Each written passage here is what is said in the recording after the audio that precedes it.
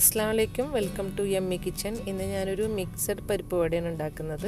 നമ്മൾ സാധാരണ പരിപ്പ് വട ഉണ്ടാക്കുന്ന അതേപോലെ തന്നെയാണ്. കുറച്ച് പരിപ്പുകൾ 2-3 തരം പരിപ്പുകൾ ചേർക്കുന്നുണ്ടെന്നേ ഉള്ളൂ. അതിന് വേണ്ടിയിട്ട് ഞാൻ കടലപ്പരിപ്പാണ് എടുത്തിട്ടുള്ളത്. 1 കപ്പ് അതിട്ട് കൊടുക്കാം. പിന്നെ 1/4 കപ്പ് ഇത് ചെറുപയർ പരിപ്പാണ്, അതൊരു 4 ടേബിൾ സ്പൂൺ. ചെറുപയറിൻ്റെ പരിപ്പാണ് കേട്ടോ, അതൊരു 4 ടേബിൾ സ്പൂൺ എടുത്തിട്ടുണ്ട്. പിന്നെ ഒരു 1/4 കപ്പ് ഉഴുന്ന് പരിപ്പ്. ഇത് മൂന്നും കൂടിയിട്ട് നമുക്ക് നന്നായി ഒന്ന് കഴുകിയിട്ട് വെള്ളമൊഴിച്ച് ഒരു 2 മണിക്കൂറൊക്കെ ഒന്ന് കുതിരാൻ വേണ്ടിയിട്ട് വെക്കണം. അപ്പോൾ നമ്മൾ സാധാ പരിപ്പോടെ ഉണ്ടാക്കുന്ന അതേ രീതിയിൽ തന്നെ ഈ 2-3 തരത്തിലുള്ള പരിപ്പുകൾ മിക്സ് ചെയ്തിട്ട് ഉണ്ടാക്കുന്നതേ ഉള്ളൂ. ഇപ്പോൾ ഒരു 2 മണിക്കൂർ നമുക്ക് വെക്കാം. അതിനുശേഷം നമുക്ക് പരിപ്പോടൊക്കെ തന്നെ അരച്ചെടുക്കുന്ന പോലെ അരച്ചെടുക്കാം. വല്ലാണ്ട് അരഞ്ഞു പോകരുത്, ചെറിയ തരിയോട് കൂടിയിട്ട് വേണം നമ്മളിത് അരച്ചെടുക്കാൻ. അപ്പോൾ നമ്മളിത് മിക്സിയിലിട്ട് അടിക്കുമ്പോൾ ഇതിൻ്റെ മുകളിലായിട്ട് ഇതിൻ്റെ ആ പരിപ്പ് വന്നിട്ട് മുകളിൽ കുറച്ചിങ്ങനെ അരയാണ്ട് കിടക്കും. അതുകൊണ്ട് ഞാൻ സെപ്പറേറ്റ് ഇത് മാറ്റി വെക്കുന്നില്ല കേട്ടോ. ചില പരിപ്പോടൊക്കെ നമ്മളിങ്ങനെ കടലപ്പരിപ്പിൻ്റെ ഇങ്ങനെ പരിപ്പ് എടുക്കുമ്പോൾ അതിൽ നിന്ന് കുറച്ച് പരിപ്പെടുത്ത് നമ്മൾ മാറ്റി വെക്കുമല്ലോ മുഴുവനോടുകൂടി കിടക്കാൻ വേണ്ടിയിട്ട്. അപ്പോൾ ഞാനിപ്പോൾ ഇതിങ്ങനെ നമ്മൾ മുകളിൽ ഇങ്ങനെ മിക്സിയുടെ മുകളിൽ അരയാണ്ട് ഇങ്ങനെ കുറച്ച് പരിപ്പ് ഉണ്ടാവും. അതുകൊണ്ട് ഞാൻ വേറെ മാറ്റി വെക്കുന്നില്ല. എല്ലാം നമുക്കിതുപോലെ ഒരു തരിതരിപ്പോടുകൂടി തന്നെ അരച്ചെടുക്കാം.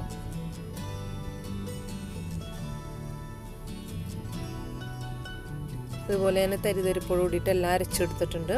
പിന്നെ ഇതിലേക്ക് ചേർക്കാൻ വേണ്ടി ചെറിയൊരു സവാള പൊടി അരിഞ്ഞതാണ്. ചെറിയ ഉള്ളി ഉണ്ടെങ്കിൽ ചെറിയ ഉള്ളി ചേർത്താൽ മതി. കുറച്ച് വേപ്പില, 5 പച്ചമുളക്, 1 ഇഞ്ച് നീളത്തിലുള്ള ഇഞ്ചി പൊടി അരിഞ്ഞത്, 1 ടീസ്പൂൺ ക്രഷ്ഡ് ചില്ലി. പിന്നെ എടുത്തിട്ടുള്ളത് 1/2 ടീസ്പൂൺ മുളക് പൊടി, ഉപ്പ് ആവശ്യത്തിന്, കായപ്പൊടി 1/4 ടീസ്പൂൺ, ബേക്കിംഗ് സോഡ ഒരു 1/4 ടീസ്പൂൺ എടുത്തിട്ടുണ്ട്. ഇതും കൂടി നമുക്ക് ഈ അരച്ചയിലേക്ക് എല്ലാം കൂടിയിട്ടൊന്ന് നന്നായി ഒന്ന് മിക്സ് ചെയ്തെടുക്കണം. എന്നിട്ട് ഒരു 1/2 hour ഒക്കെ നമുക്കിതൊന്ന് റെസ്റ്റ് ചെയ്യാൻ വേണ്ടി വെക്കാം കേട്ടോ. അപ്പോൾ നമ്മൾ ഈ സവാളയ്ക്ക് പകരം ചെറിയ ഉള്ളിയാണ് എടുക്കണമെന്നുണ്ടെങ്കിൽ കുറച്ചും കൂടി നല്ല ടേസ്റ്റ് ആയിരിക്കും. ചെറിയ ഉള്ളി ഉണ്ടെങ്കിൽ ചെറിയ ഉള്ളി എടുക്കുക. പിന്നെ ഈ മുളക് പൊടിയും എല്ലാം കൂടി ഇതിലേക്ക് ഇട്ടിട്ട് നന്നായി ആവശ്യത്തിനുള്ള ഉപ്പ് നമ്മൾ ചേർത്ത് കൊടുത്തിട്ടുണ്ടല്ലോ, എല്ലാം കൂടി നന്നായി കൈ കൊണ്ട് നന്നായി ഒന്ന് കുഴച്ച് അവിടെ ഒരു 1/2 hour വെക്കുക.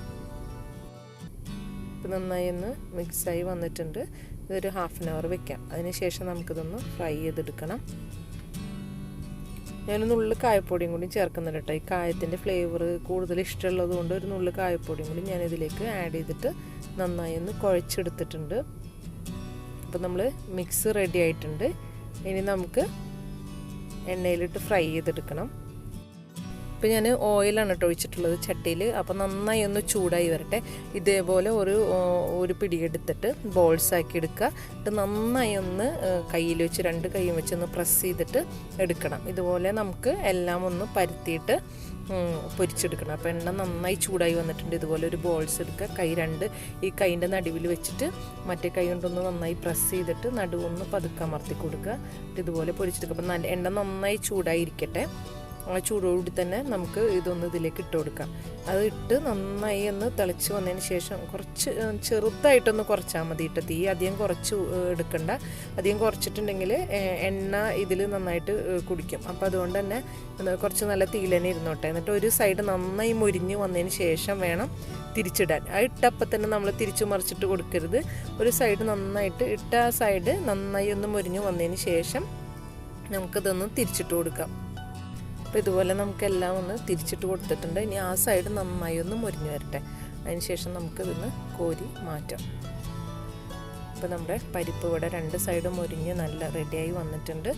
ഇതുപോലെ നമുക്ക് എല്ലാം ഒന്ന് പൊരിച്ചു പോരാം. അപ്പോൾ ഇതുപോലെ മാവെടുത്ത് നന്നായി ഒരു ബോൾസ് പോലെ എടുത്തിട്ട് കയ്യിൽ നടുവിൽ വെച്ച് നന്നായി ഒന്ന് പ്രസ് ചെയ്തിട്ട് കൊടുക്കുക. എന്നിട്ട് ഇതുപോലെ തന്നെ എണ്ണയിലിട്ടൊന്ന് ഫ്രൈ ചെയ്തെടുക്കാം. അപ്പോൾ ഇതുപോലെ എല്ലാ പരിപ്പോടെയും നമുക്ക് പൊരിച്ചെടുക്കാം. അപ്പോൾ വളരെ ടേസ്റ്റ് ആട്ടോ. മറ്റേ പരിപ്പോടെ ഉണ്ടാക്കുന്ന പോലെ തന്നെയാണ് നമ്മൾ സെയിം തന്നെയാണ് ചെയ്യുന്നതെങ്കിലും കൂടിയിട്ട് 3 തരത്തിലുള്ള പരിപ്പ് വെച്ചിട്ടാണ് നമ്മൾ ചെയ്യുന്നത് മാത്രം. അപ്പോൾ ഉണ്ടാക്കാത്തവർ തീർച്ചയായും ഒന്ന് ട്രൈ ചെയ്ത് നോക്കുക. അഭിപ്രായങ്ങൾ കമൻസിൽ അറിയിക്കുക. എൻ്റെ ചാനൽ സബ്സ്ക്രൈബ് ചെയ്യാത്തവർ സബ്സ്ക്രൈബ് ചെയ്യുക. ഇൻഷാ അല്ലാഹ് അടുത്തൊരു വീഡിയോ ആയിട്ട് വീണ്ടും വരാം. Thank you.